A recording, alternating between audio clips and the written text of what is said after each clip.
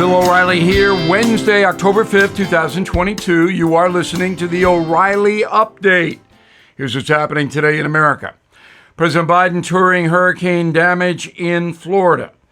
New York wants federal funds to house illegal migrants. Homicide surge in Portland, Oregon. Scooby Doo goes woke.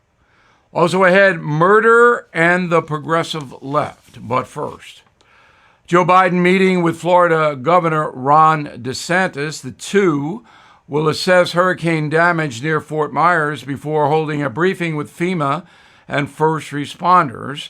Hurricane Ian smashed into southwest Florida, as you know, last Wednesday. At least 105 people are dead, $70 billion in damage. Ian, now the deadliest hurricane to hit Florida since 1935. And today, the government is functioning the way it should. Both state and federal should bring relief to the poor people adversely affected in Florida. New York Governor Hochul asking for federal bailout to cope with illegal immigration. The Democrat telling Bloomberg News, quote, "We need a federal solution. We need federal facilities, federal staff to help to supplement the city."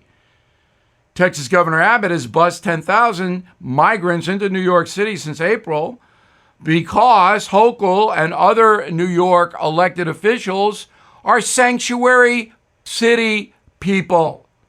So if you want a sanctuary city governor, you can't be asking for bailouts. Just my 2 cents. Crime in Portland, Oregon, out of control. It's a beautiful city. At one time it was peaceful. Now it is not. The city's murder rate up 275% in the last 2 years. Police confirming at least 75 homicides since January 1st of this year. That figure was just 20 2 years ago. 4 people killed in Portland on Sunday. Despite the spike in crime, far-left Mayor Ted Wheeler insists the real problem is police accountability. What a moron. I'm sorry. There's no other word for it.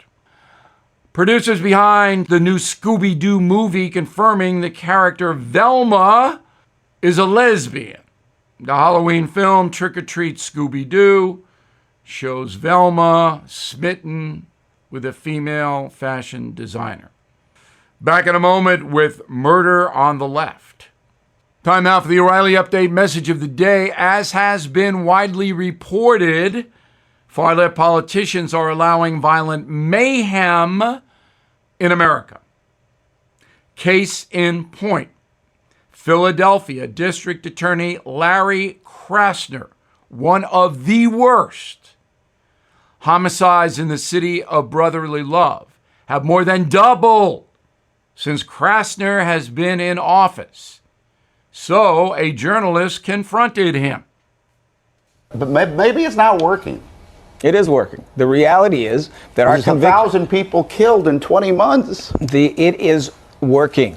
The reality is, when you look at all these different jurisdictions, we have had a devastating blow from the pandemic, and there is absolutely no correlation between being progressive or traditional and the rate of crime. These states in the United States that have a rate of homicide that is 40% higher are MAGA states. They are Trump states. I'll say it again. The rate of homicide in Trump states as compared to Biden states, take all 50 of them, is 40% higher. Republicans say the opposite. It's all the blue Republicans lie. I mean, let's just get down to it. Republicans lie.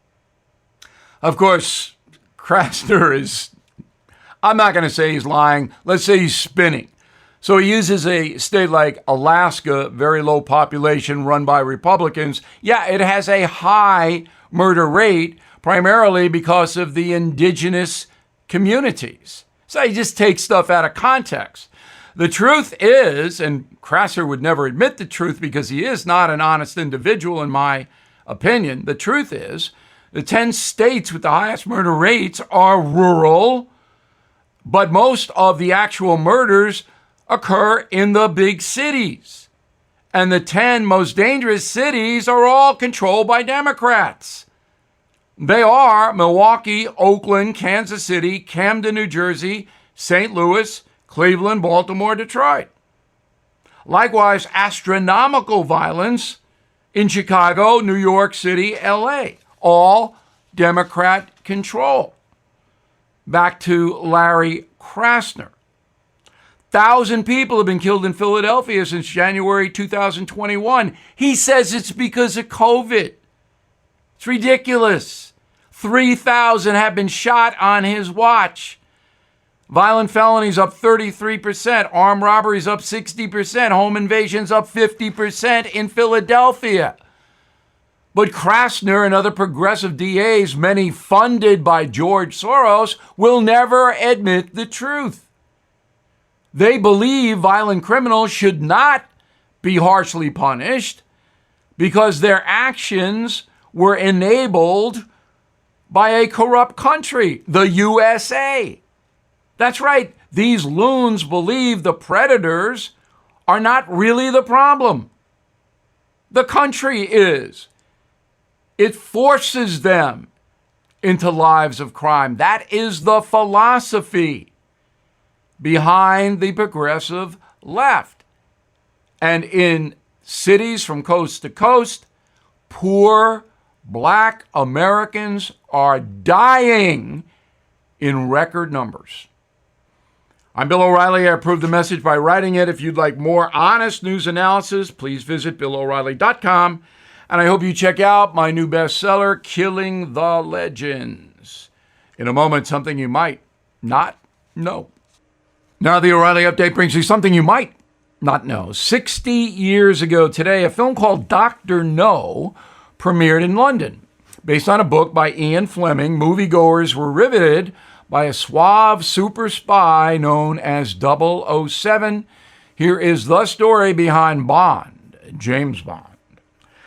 The character first appeared in the 1953 novel Casino Royale. Bond was conceived as a Cold Warrior operative. The British spy used the latest gadgets, thwarted Soviet agents, brought international gangsters to justice, and of course pursued beautiful women. On October 5th, 1962, James Bond hit the big screen with Sean Connery in the starring role. The reviews for Dr. No were no.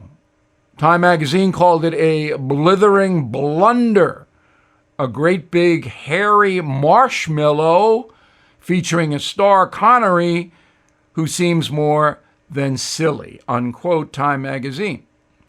The Vatican also didn't like Dr. No. The Catholic Church released a statement a week after the film premiered saying Dr. No is a dangerous mixture of violence, vulgarity, sadism, and sex. Wow. Since James Bond's debut, 7 actors have worn the tuxedo. Connery, David Niven, George Lazenby, Roger Moore, Timothy Dalton, Pierce Brosnan, Daniel Craig. The search is now underway for a new James Bond. In total, the franchise consists of 26 feature films. The most successful at the box office all belong to Daniel Craig. Top 3, Quantum of Solace, Spectre, Skyfall. The biggest flops, On Her Majesty's Secret Service, that's Lazenby, The Man with the Golden Gun, and dead last in the box office sweepstakes, Dr. No. That first film made just $16 million in the USA. And here's something else you might not know. Things have changed a lot since James Bond first appeared in the 1960s. Fans are now asking, has 007 gone woke? The last Bond movie, I don't remember its name, was dreadful.